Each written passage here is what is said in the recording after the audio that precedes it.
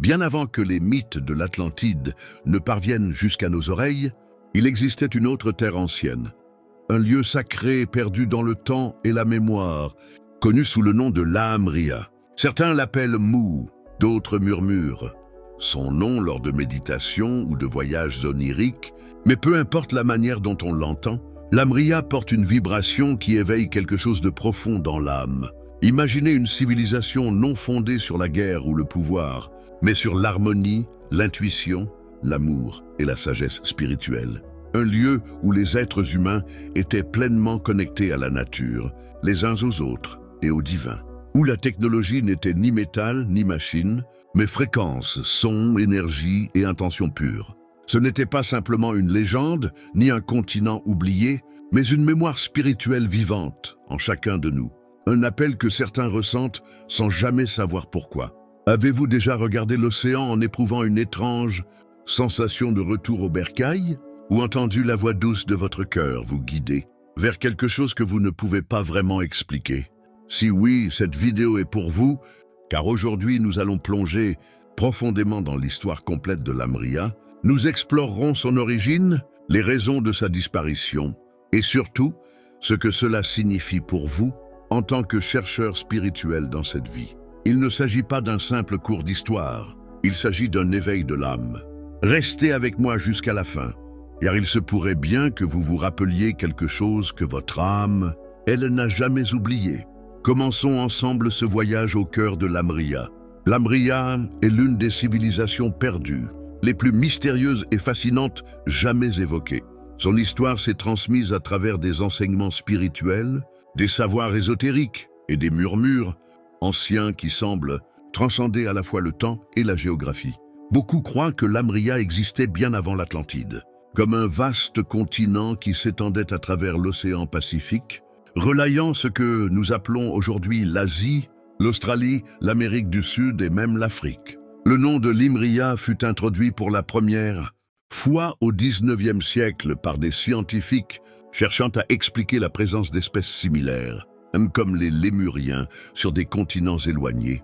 Ils pensaient qu'une masse terrestre engloutie avait autrefois relié ces régions, permettant la migration des espèces. Et bien que cette théorie ait été finalement rejetée par la science conventionnelle, quelque chose de bien plus profond est demeuré, car les spiritualistes et les mystiques ont commencé à parler de Lemuria non pas comme d'une hypothèse scientifique, mais comme d'un lieu réel ayant abrité une civilisation éclairée et pacifique.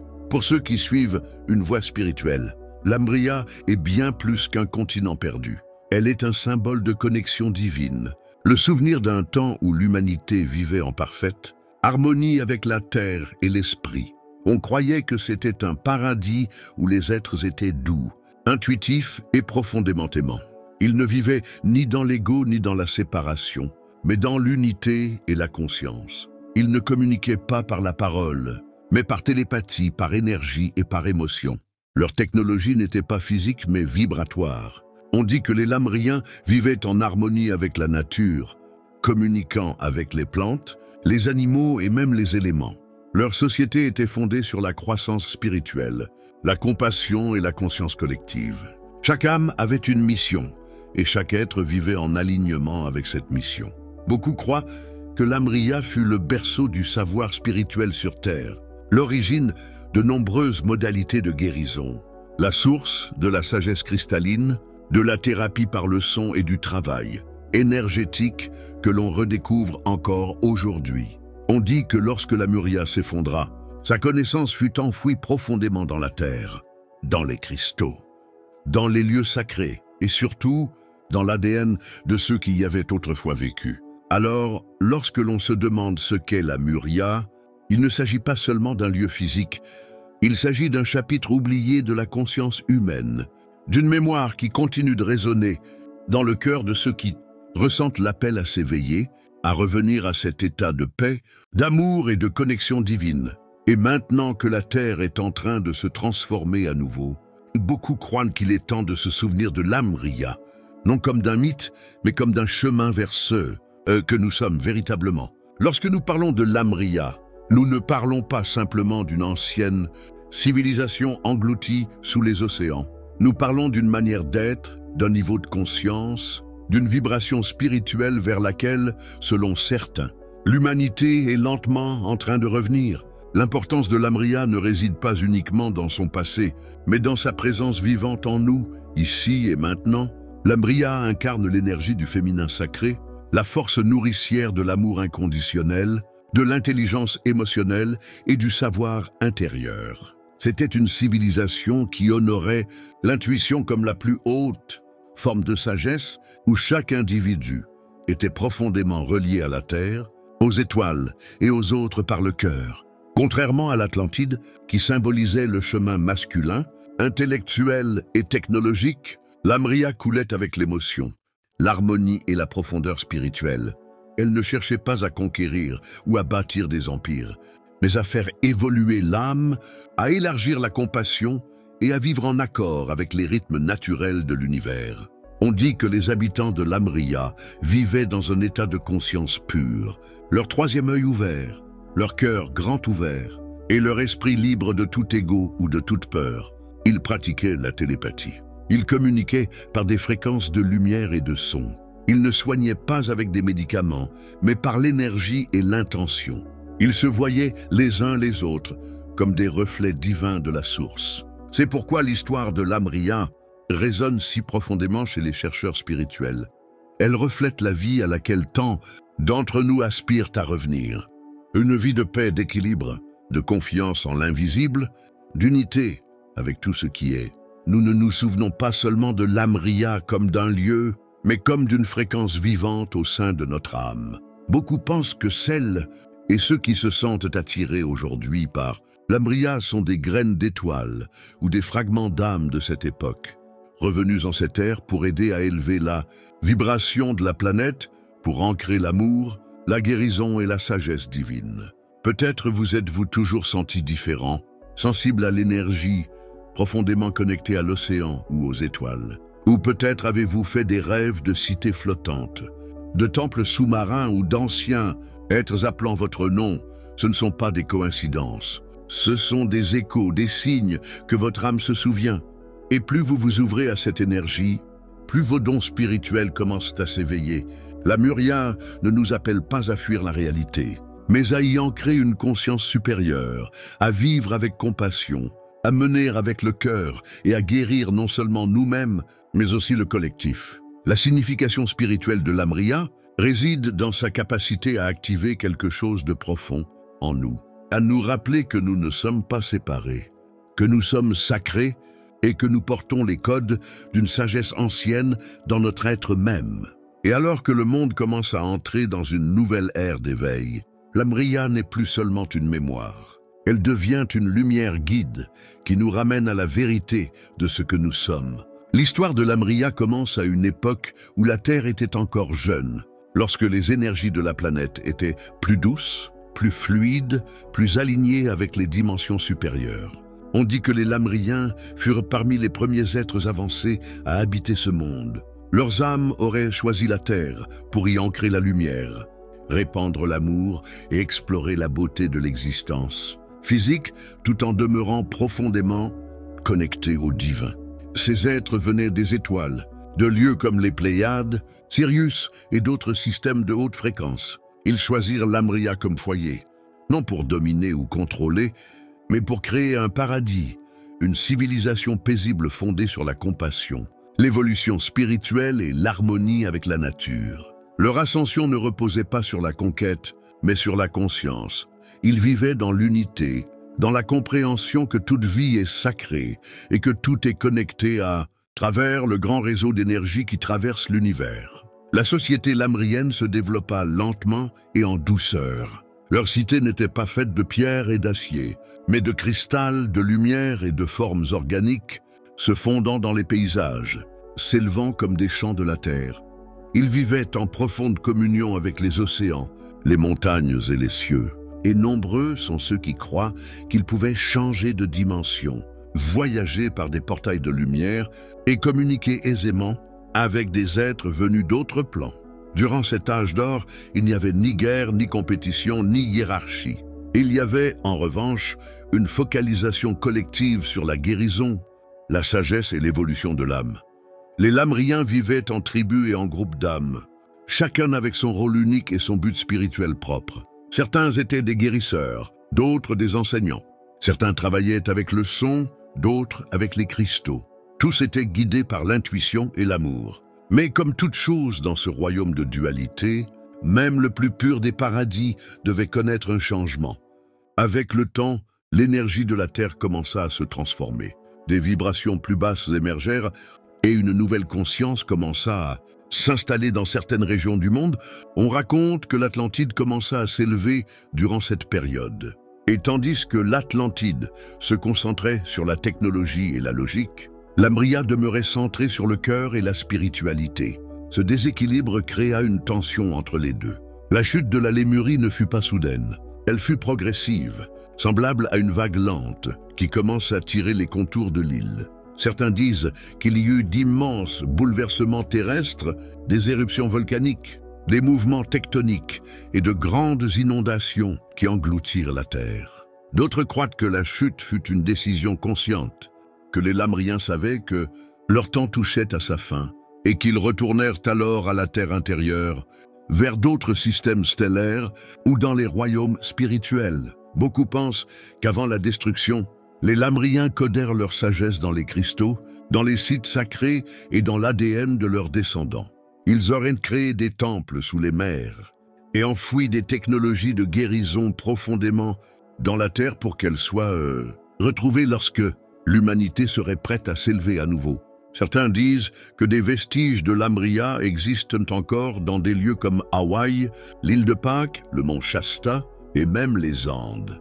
Ces endroits sont considérés comme des portails énergétiques, des lieux où la fréquence lamrienne reste forte, attendant ceux qui sont prêts à se souvenir.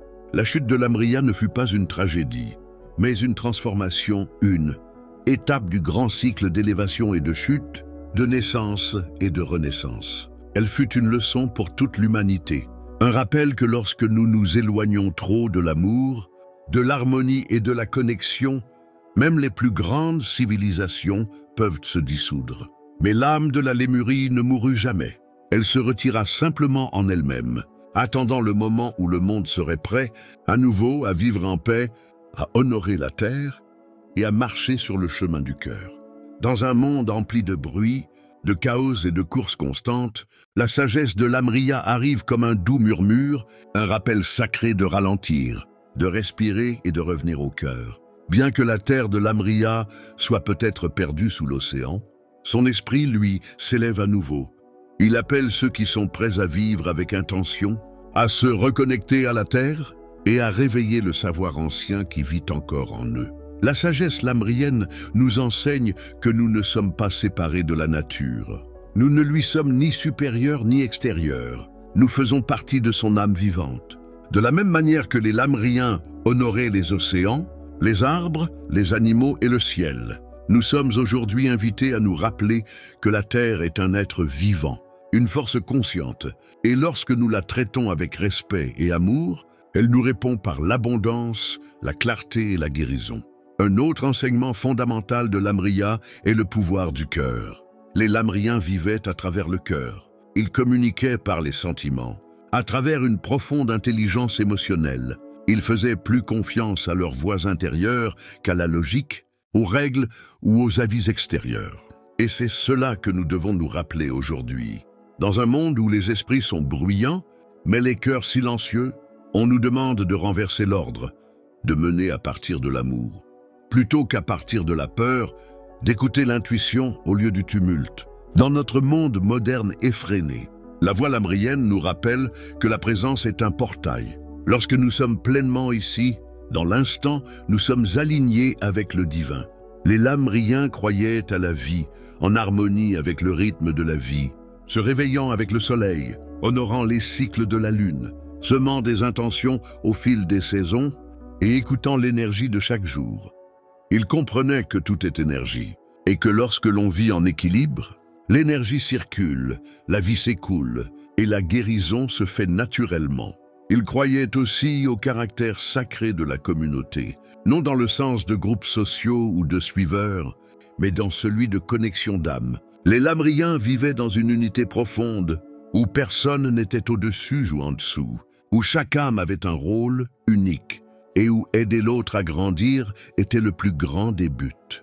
Dans le monde d'aujourd'hui, cette sagesse nous rappelle de regarder au-delà des différences de surface, de nous souvenir qu'au-delà des masques et des peurs, nous sommes tous des êtres de lumière. Et lorsque nous nous rassemblons dans la vérité, les miracles deviennent possibles.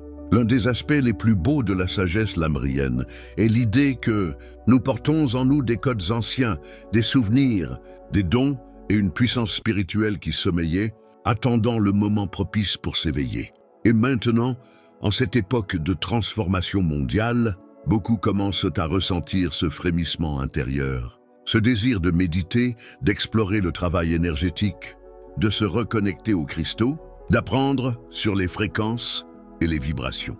Tout cela n'est pas nouveau, c'est ancien, c'est lamrien. Si vous vous sentez attiré par la guérison, par l'océan, par les étoiles, si vous ressentez les émotions avec intensité, si vous avez toujours su au fond de vous qu'il y avait bien plus que ce que l'on nous a dit, alors peut-être êtes-vous en train de vous souvenir de qui vous êtes réellement. Ton âme porte peut-être la flamme lamrienne, et cette flamme est prête à briller à nouveau. La sagesse de l'Amriya ne te demande pas d'être parfait. Elle ne te demande pas de fuir le monde ni de vivre en isolement.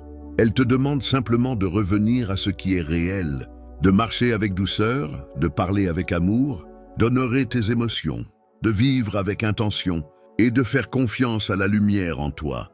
Ce faisant, tu ne fais pas que te souvenir de l'Amriya, tu deviens une partie de son retour. Et peut-être, juste peut-être, est-ce pour cela que tu es ici en ce temps, dans cette vie, parce que la Terre a aujourd'hui plus que jamais besoin des âmes lamriennes pour maintenir la fréquence de l'amour, pour ancrer l'énergie de guérison et pour montrer aux autres qu'il existe une autre manière de vivre, plus douce, plus sage, une manière guidée par le cœur.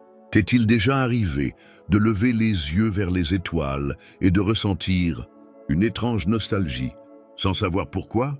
T'est-il arrivé de te tenir face à l'océan et de sentir qu'il t'appelait par ton nom? T'est-il arrivé de ne pas te sentir à ta place dans ce monde?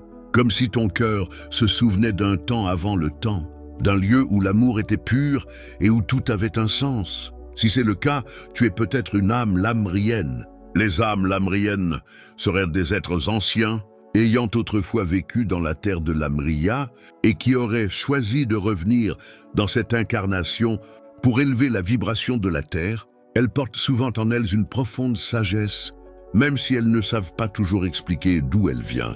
Elles sont attirées par la guérison, le travail spirituel, les mystères de l'univers. Elles ressentent les émotions avec intensité et possèdent une empathie naturelle qui leur permet de capter l'énergie des autres. Si tu es quelqu'un qui se sent profondément relié à la nature, qui trouve la paix près de l'eau, qui est sensible au son, à la lumière, à l'énergie, et qui se sent vivant en aidant les autres, alors il se peut que tu portes en toi l'énergie lamrienne. Tu es peut-être aussi quelqu'un qui valorise l'unité plus que la compétition, l'amour plus que la logique, la paix plus que le pouvoir, et la connexion plus que le contrôle. Beaucoup d'âmes lamriennes se sentent vieilles dès leur plus jeune âge. Elles se sentent souvent incomprises ou décalées dans le monde moderne, non pas parce qu'elles sont perdues, mais parce qu'elles se souviennent de quelque chose de plus grand, de plus tendre, de plus sacré. Elles sont souvent attirées par les cristaux, le langage de lumière, la géométrie sacrée, la méditation et les systèmes stellaires comme les Pléiades ou Sirius, car au plus profond d'elles, elles savent qu'elles y sont déjà allées. Ces âmes ne sont pas ici pour s'adapter. Elles sont ici pour briller, pour s'éveiller et pour aider les autres à se rappeler qui ils sont vraiment. Leur mission n'est pas toujours bruyante ou visible. Parfois, elle est aussi simple que d'être bienveillant, de tenir l'espace, de parler avec douceur, de choisir l'amour là où d'autres choisissent la peur. Alors, si tu t'es toujours senti différent, si tu ressens l'appel de vivre avec plus de cœur, plus de sens, plus de paix, tu es peut-être une âme lamrienne qui s'éveille à son véritable chemin. Et ce chemin commence non pas en cherchant davantage à l'extérieur de toi, mais en te souvenant de ce qui a toujours été en toi, la lumière, L'amour et la sagesse de l'Amriya vivent encore en toi, attendant de s'élever à nouveau. Alors que tu termines ce voyage à travers les mystères de l'Amriya, prends un instant pour te poser et ressentir ce qui s'agite en toi. Peut-être est-ce un souvenir, peut-être une émotion, peut-être un doux pressentiment que tu es bien plus que ce que le monde t'a dit. L'histoire de l'Amriya n'est pas seulement celle d'un passé lointain. C'est un miroir, un reflet, un éveil subtil de l'âme. Si quelque chose en toi a résonné, si ton cœur s'est adouci, ou si ton esprit s'est senti vu, fais confiance à cela. Suis cette sensation. Le chemin du souvenir n'est pas toujours clair, mais il est toujours vrai. Et tu n'es jamais seul dans ce voyage. La lumière lémurienne se relève à nouveau, à travers toi, à travers moi, à travers nous tous. Merci d'être ici. Merci d'avoir écouté et merci de te souvenir. Jusqu'à la prochaine fois, marche avec douceur, vis depuis le cœur, et garde vivante la lumière ancienne,